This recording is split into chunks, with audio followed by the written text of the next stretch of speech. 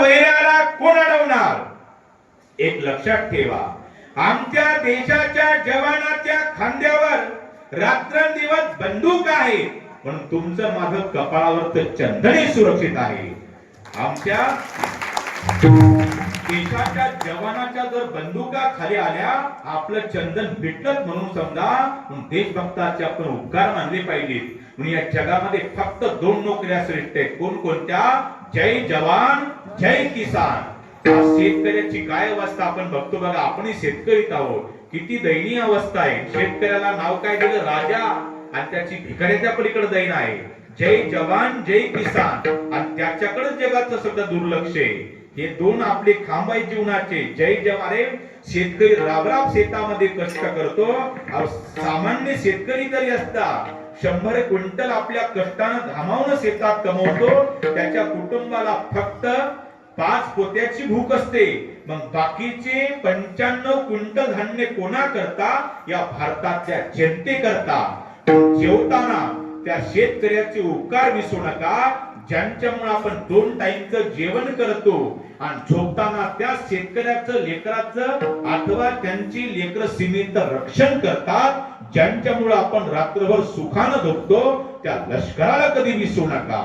कारण अरे जंगल में पेड़ तो बहुत है, लेकिन चंदन जैसा नहीं. अरे दुनिया में तो नौकरी बहुत है यार, लेकिन फौजी जैसी नहीं.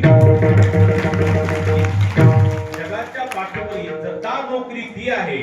कारण की म्हणून एखाद्या वेळेला तुम्ही देवाच्या मंदिरासमोरून जाताना, एखाद्या वेळेला तुम्ही देवाच्या पाया पडला नाही तरी चालेल, पण एखादा जर भारतीय सैनिक येत असेल ना, त्याला शरूट मारल्याशिवाय राहू नका. हीच खरी देशभक्ती ठरल. त्यांच्यामुळे आपण सुरक्षित आहोत. नाहीतर माणसं म्हणत असतात बघा, दंगा झाला बोलवा आर्मीला, लेकरू बोर मध्ये पडलं बोलवा आर्मीला, अतिरेकी घुसले पूर आला बोलवा आर्मीला. अरे मग 15 ऑगस्टला 26 जानेवारीला बोलवा नाही खऱ्या इंडियन आर्मीला. त्यांच्या हाताने होड्यान झेंडा वंदन. खऱ्या अर्थाने तिरंग्याची किंमत त्यांना आहे. अरे वाऱ्यामुळे नाही तर सैनिकाच्या श्वासामुळे फडकतो आपला तिरंगा. याची ठेवणं गरजेचं आहे. पण या जगामध्ये फक्त मी 2च पांडुरंग मानतो. कोणकोणते? एक विटेवरचा आणि दुसरा सीमेवरचा. फरक काय आहे? अरे विटेवरचा पांडुरंग परमात्मा आलेल्या भक्ताचे संकट निवारतो, पण आमचा सीमेवरचा पांडुरंग, सीमेवरचा जवान आलेले संकट स्वतःवर घेतो. पण त्यांचे आपण उपकारच मानले पाहिजे दादा हो.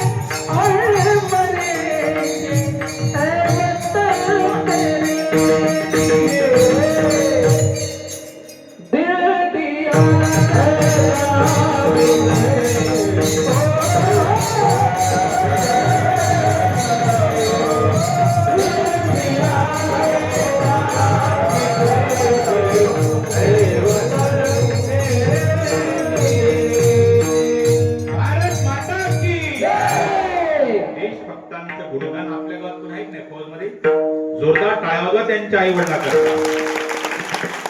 आपल्या कीर्तनात नाही काय फौजी